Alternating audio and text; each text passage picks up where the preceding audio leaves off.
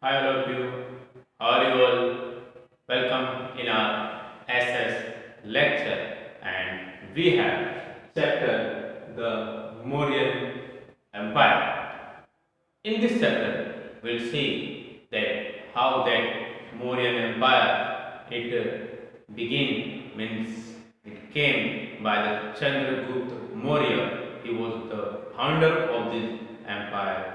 He established this empire and how he ruled over that whole kingdom and set up a great and vast, huge empire in India, and how he increased his that kingdom, and after his son Bindusara, then Ashoka, how they increased his kingdom and they maintained that huge and large kingdom, how they maintained that will see. So Chandragupta Maurya, the founder of that dynasty means Mauryan dynasty, and with the help of his that minister, council advisor, that Chanakya, you can say that, and also known as Kautilya or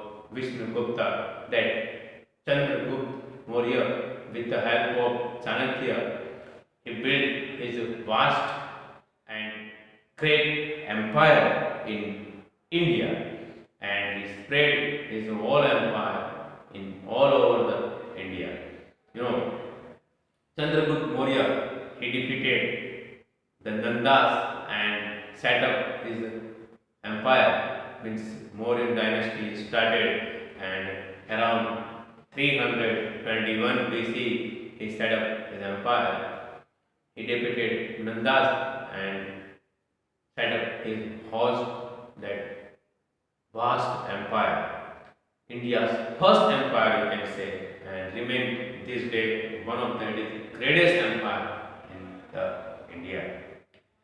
Sources is there, that sources means we get a lot of information about that Mauryan empire by different sources, some travelers, books, poems, and some notes, written notes. By the written notes, we got a lot of information about that Mauryan empire. The main source was that Indica and was Megastan. It was written by Megastans, and Arthashastra by the Chanakya. Arthashastra was written by Chanakya. Indica was written by that Megastans, and the epic, that that rock pillars of edicts of Ashoka, we get a lot of information by this. So Indica is there, it is written by Megastans, and a Greek that envoy tell us about the social, political, and economic life of that and conditions of that time. Arthashastra, it discuss the social, means the empires that condition, it discuss the administration work.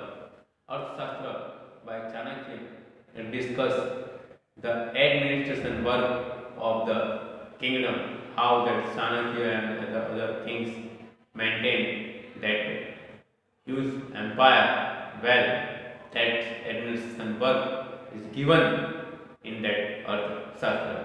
A play was there, it was written by the Visakha, and in that we got a lot of information about that Chanakya.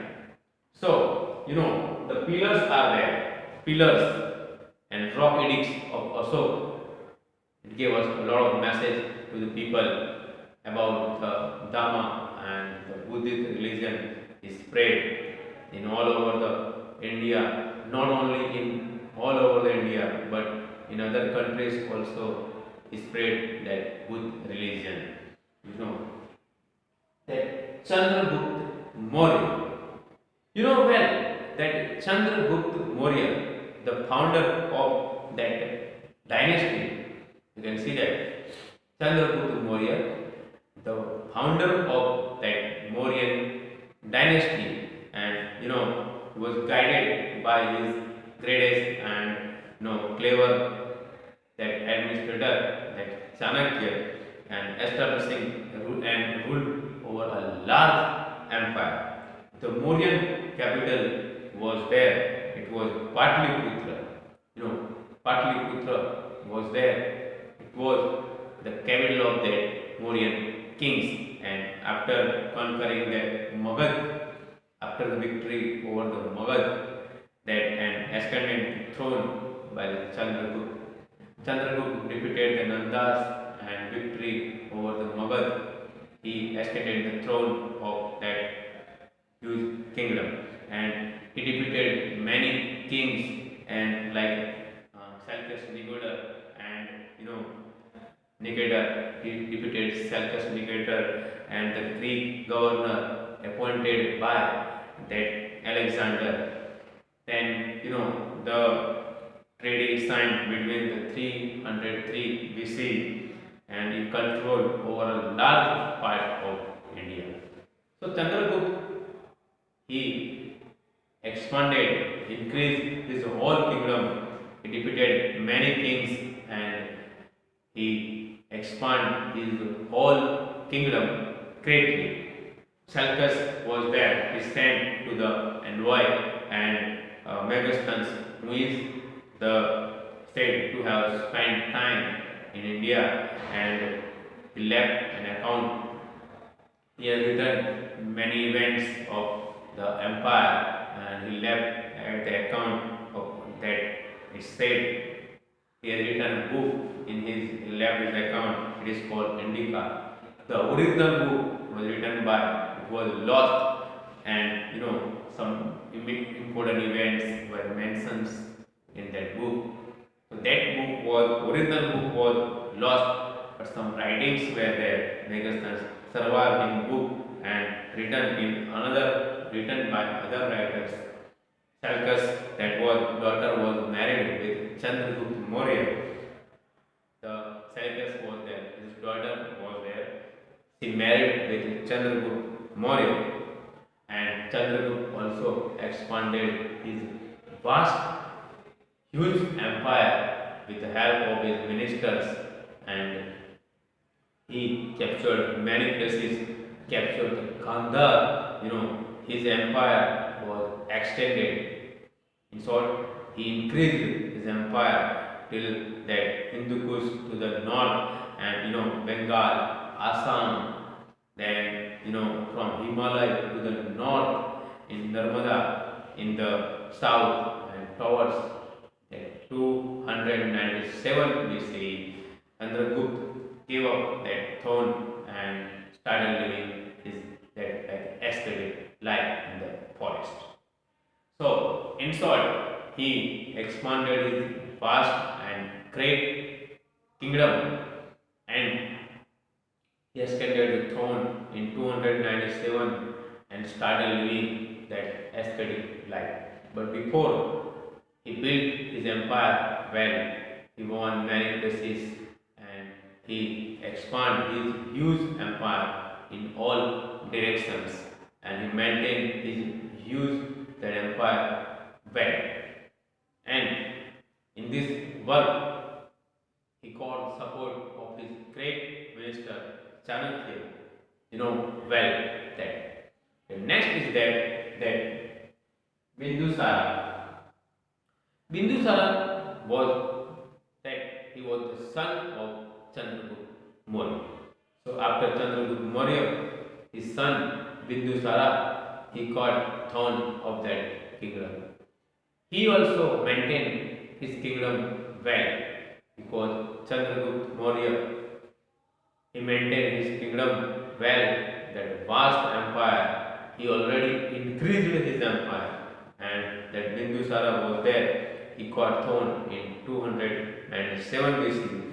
He further expanded his kingdom and by a subcontinent, and his kingdom he expanded in all over the directions. And present day you can see the few kingdoms in the south came under the Mauryan rules. The Bindusara may extended that Mauryan control as far as the south and Karnataka after that campaigning in the Deccan. So like his father, Bindusara also increase and expand his whole kingdom, and almost the whole Indian subcontinent came under the rule of that Mauryan Empire. Means and till Karnataka is built that empire. After the campaigning in Deccan, that Bindusara was there, died around 272 BC, and that was succeeded by his son Ashoka. So Bindusara was there. He died in 272 BC, and after Bindusara, his son Ashoka the Great, he extended the throne of kingdom, means succeeded by his son that Ashoka. So now that King Ashoka was there, the King Ashoka, he was, well, that King Ashoka was the great king. We all know him, that greatest Mauryan, that king, we can call him the great Ashoka, and the greatest of the Mauryan all kings, and considered one of the most important ruler. Ashoka was considered one of the most important ruler of Mauryan dynasty, and he is also referred to as the Ashoka the Great. Most of the information most of the information about the King Ashoka we got by his pillars and edicts, and information about his reign come from most of the various that rock paintings, edicts, pillars, inscriptions, and this etc. So it is different part. It is written in different parts, and we come to know about his reigns and his kingdom. So these edicts were written. These edicts were written mostly in their regional language. In that regional which language was going on, in that language only that edicts were written. So people can understand very easily. They conveyed his messages and ideas and to his sub-directors, means subjects directly. Also, he conveyed his messages that and subject directly, and by the inscriptions and by the pillars, edicts, and that set up in different parts of the empire.